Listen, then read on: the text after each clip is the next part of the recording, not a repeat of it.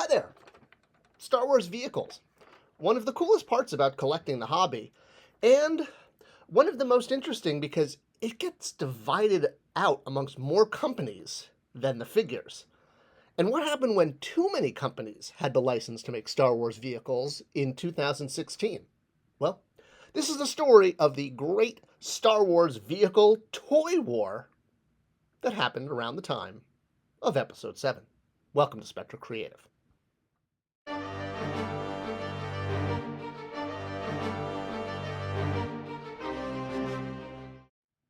Hey guys, welcome back to Spector Creative. Always good to have you. It's such a positive, wonderful day, and I'm glad you're here on the channel with me. I'm Toy Guru Neitlich, and I'm a lifelong toy collector and toy maker, and that's what makes this channel kind of unique.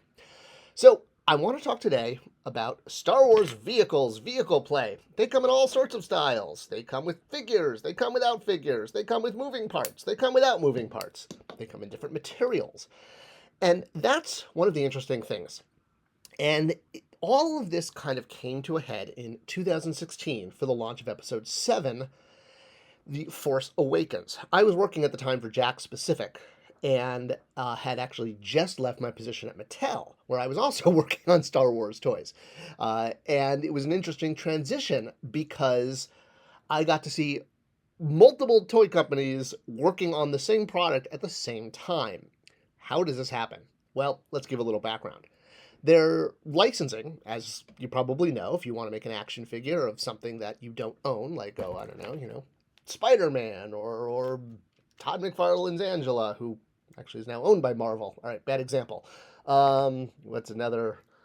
Oh, Aliens. There we go. All right, so you want to do Spider-Man and you want to do Aliens. Probably not together. Oh, that would be cool, right? Like Spider-Man fighting xenomorphs. So you have to get the license from that from the IP holder. Star Wars is owned by Lucasfilm, which is owned by the parent company Disney, which is owned by the Scheinmacher Wig Foundation. And when you have a license, you have the right to sell product in a certain scale, style, material in certain territories. And one of the things that has happened in the last 20 years is we are now in the age of splicing.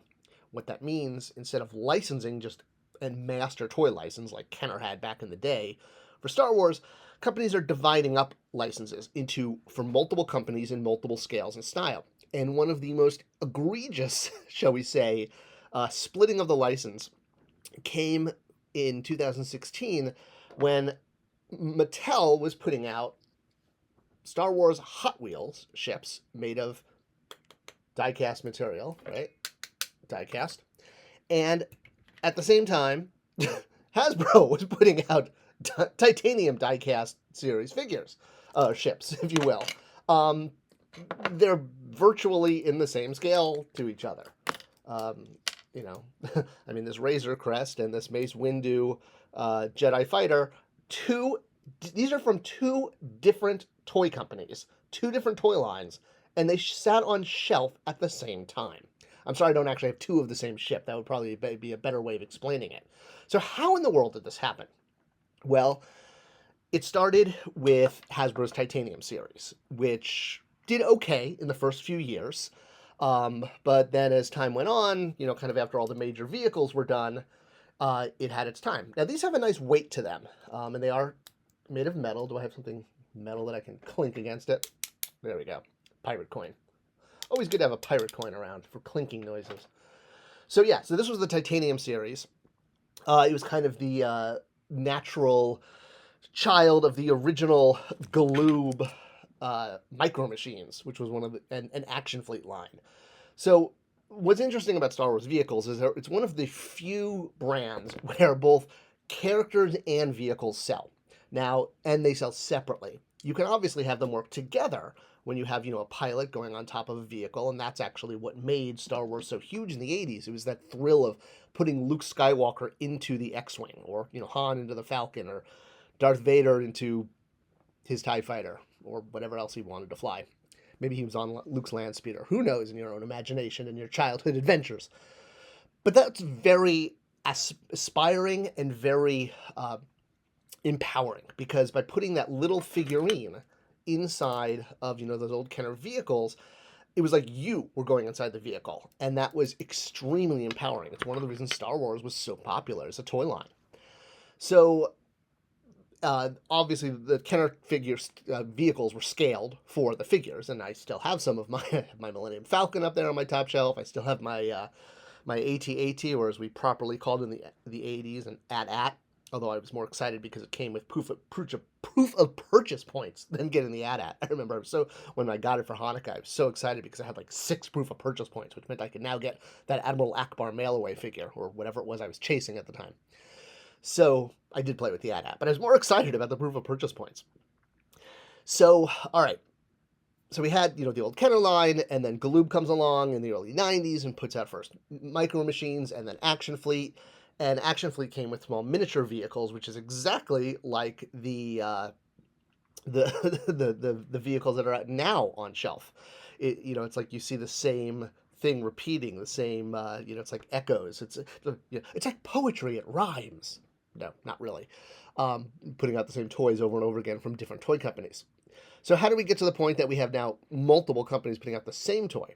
Well, so Galoob's Micro Machines kind of died down, especially they brought it back for episode 1 a little bit, but then they died down again. They just weren't hitting the market. So Lucasfilm felt like Hasbro was not doing enough to support vehicle play, which is why they introduced the Titanium series. And it did okay, but then again, it kind of ran, its life. And once again, Lucasfilm went to Hasbro and said, we feel like there could be more vehicles, especially, for the next movie. And Hasbro said, well, we've done vehicles. We brought back Micro Machines for episode 1, didn't do too well. Vehicles haven't really been selling. So Lucasfilm said, okay. And they went over, knocked on the door on the other side of town, or the other side of the country, and gave Mattel the vehicle rights for under their Hot Wheels brand. So they were making, this is a Mattel Hot Wheels Blockade Runner, right? All right. And this is a Mattel Home One. I'm like, what is the name of this ship? Okay. So, you can see, they're virtually the same size. I mean, obviously this is a capital ship, but, from price value for a parent that doesn't know if what ship is what, these have about the same value. So how in the world did this happen? Well, actually, and then when Hasbro found out that Mattel was going to be making Hot Wheels, then they're like, well, wait a minute, we still have the right to make Titanium series, because the way it was divided up is Mattel had the right to make Hot Wheels if they were 50% made of die-cast. Hasbro had the right to make Star Wars vehicles if they were 80% made of die-cast.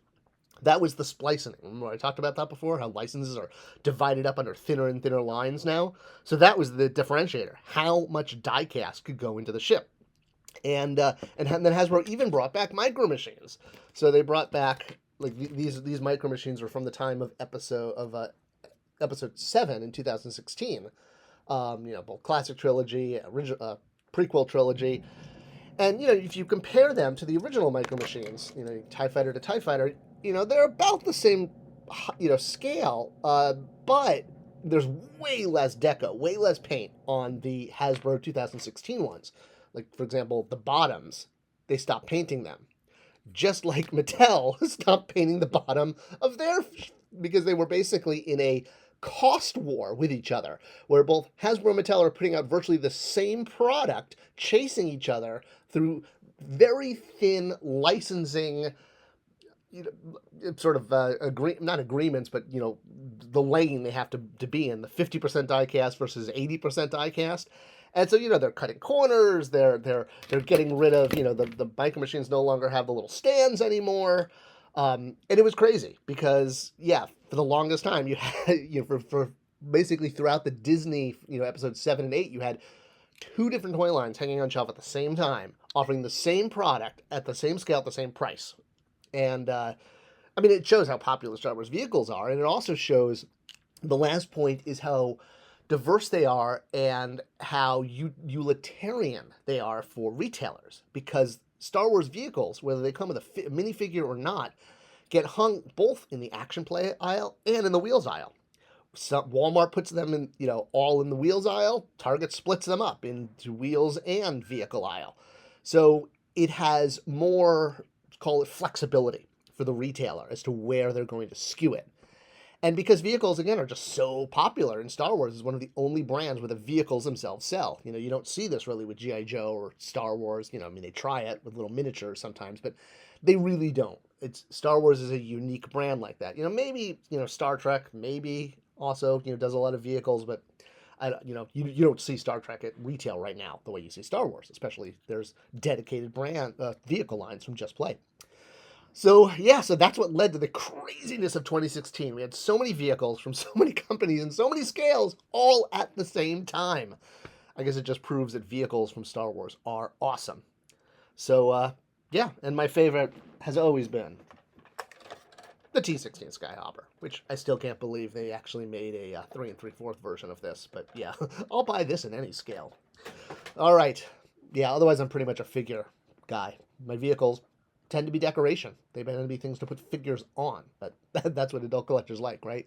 We like dollhouses in the shape of a sail barge for the ultimate vehicle experience, displaying your figures. All right. Thank you for being here. It's a pleasure. It's always a positive experience to have you on the channel, and thank you. Thanks for sharing this video. It's a great way to support me and this channel and all we do.